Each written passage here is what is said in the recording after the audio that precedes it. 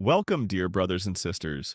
We are very happy to have you with us for this Watchtower study. In this video, we will carefully consider the questions and answers from this week's lesson and reflect on the spiritual gems Jehovah has prepared for us. Our goal is not only to understand the material, but also to let it touch our heart, strengthen our faith, and help us draw even closer to Jehovah. So, with open minds and grateful hearts, let us begin our Watchtower study together. Question 1. What must we do to be part of Jehovah's family? Answer. To be part of Jehovah's family, we must do more than simply know the truth intellectually. We must prove that we love the truth and that we are willing to live by it. That includes being honest in our speech, clean in our conduct, and loyal in our heart. Jehovah is not just looking for people who can repeat correct teachings. He is looking for people whose lives are shaped by those teachings. So this question invites us to examine ourselves. Do we merely appreciate the truth, or are we allowing it to mold our conscience, our decisions, and our whole way of life? When we live by the truth every day, we show that we truly belong in Jehovah's family. Now let's move on to the next question. Question 2. A. What reputation did Jesus have? Answer. Jesus had the reputation of always speaking the truth. Even his enemies recognized that he was honest and that he did not change his message just to please people or avoid opposition. That is very moving because it shows that Jesus' truthfulness was not selective. He spoke truth when it was welcomed, and he also spoke truth when it was unpopular. For us, that is a powerful example. It reminds us that genuine loyalty to Jehovah includes being truthful at all times, not only when it is convenient, but also when it requires courage, balance, and deep trust in Jehovah. Question 2. B. What reputation did Jesus have, and what effect would the truth Jesus taught have on people? Answer. Jesus had the reputation of being completely truthful.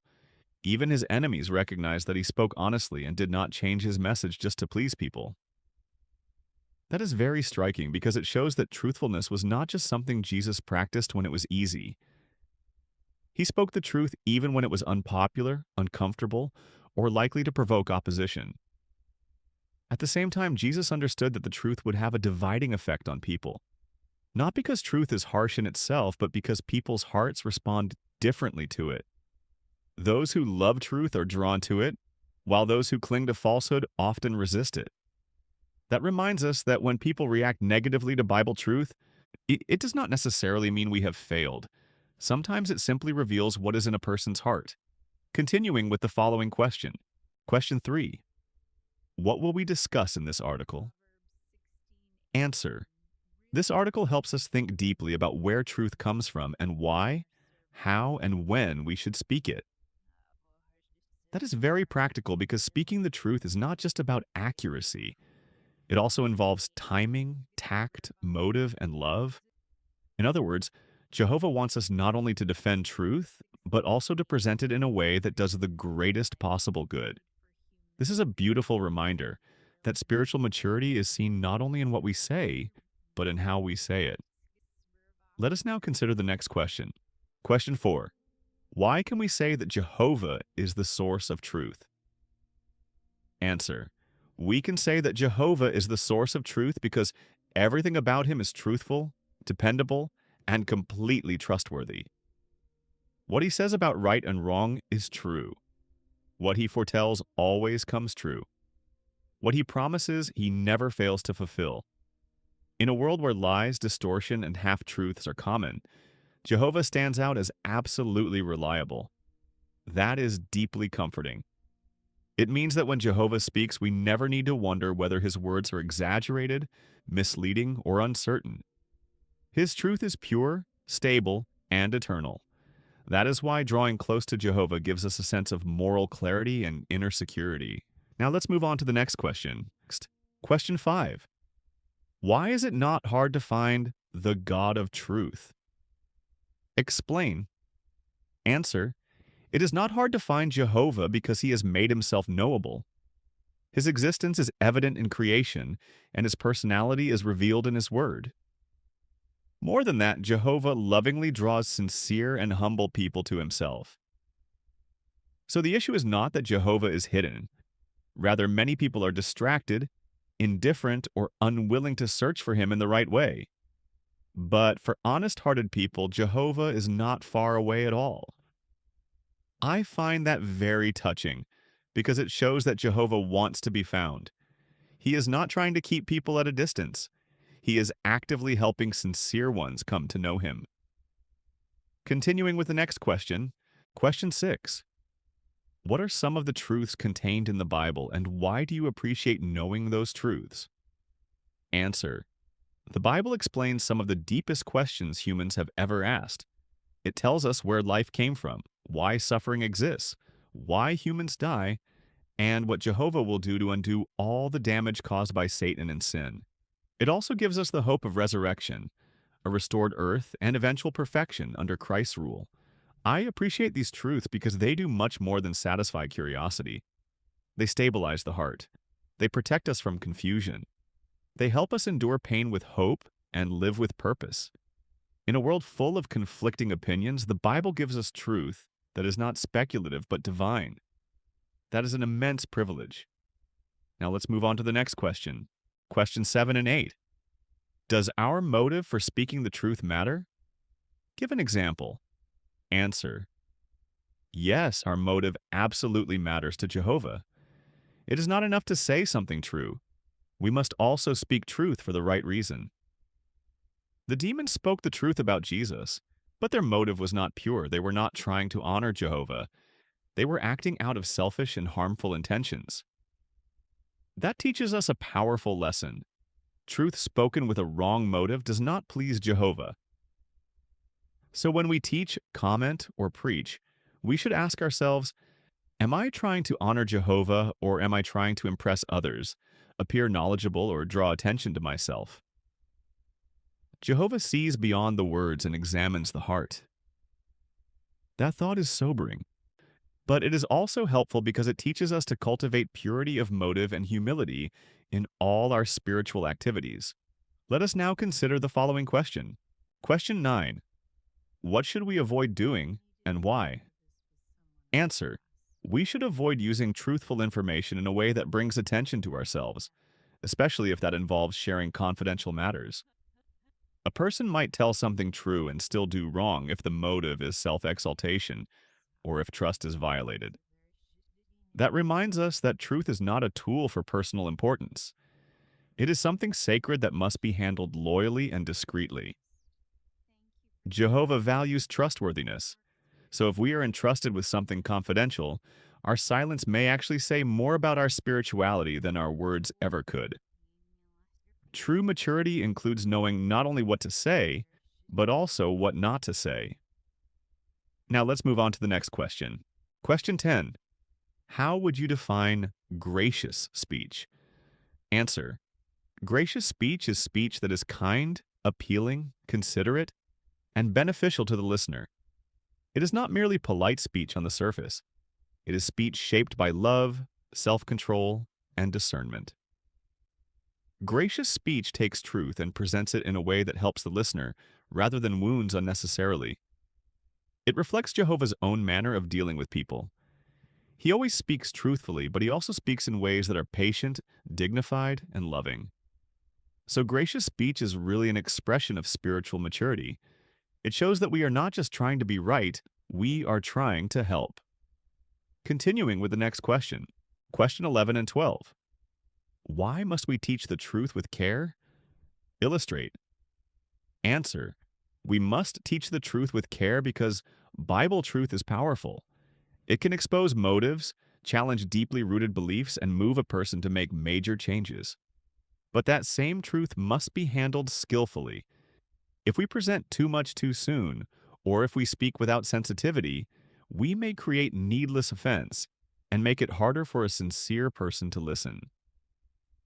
The example of a person attached to images or holiday traditions illustrates this well.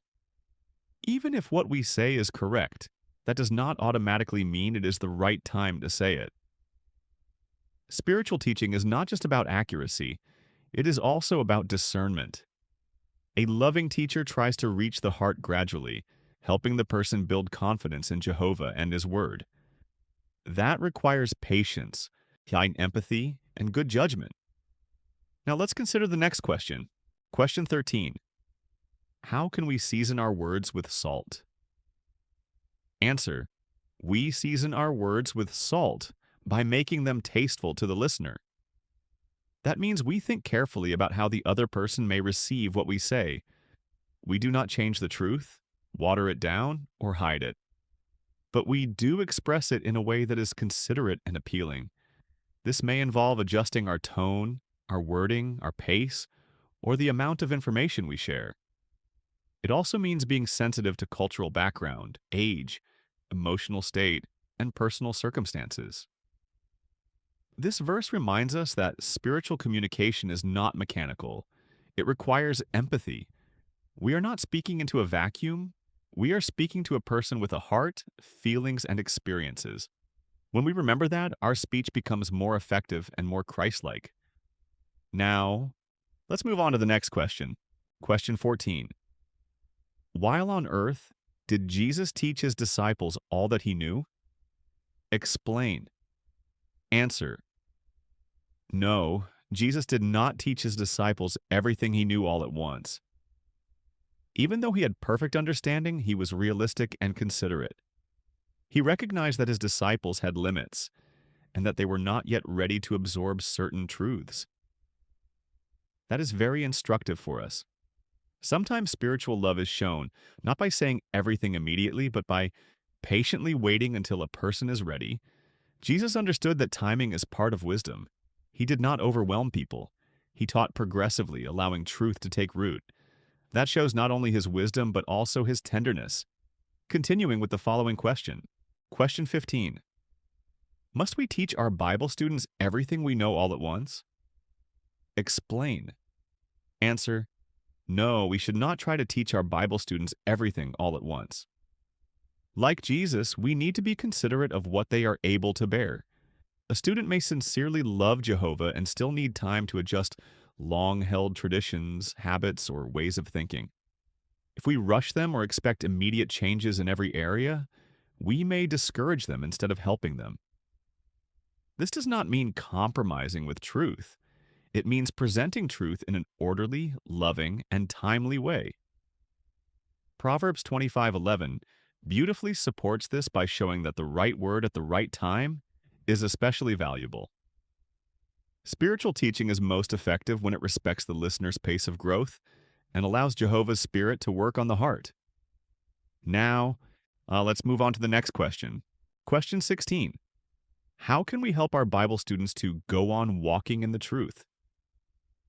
Answer. We can help our Bible students keep walking in the truth by being a consistent example, by teaching with pure motives, by speaking graciously, and by directing all praise to Jehovah. Our example is especially important. A student notices not only what we teach, but also how we live, how we treat others, and how seriously we take spiritual things.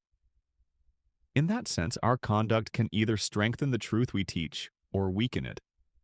Also, when we teach with humility and genuine love, students are more likely to see that they are being drawn, not to us, but to Jehovah. Ultimately, that is the goal.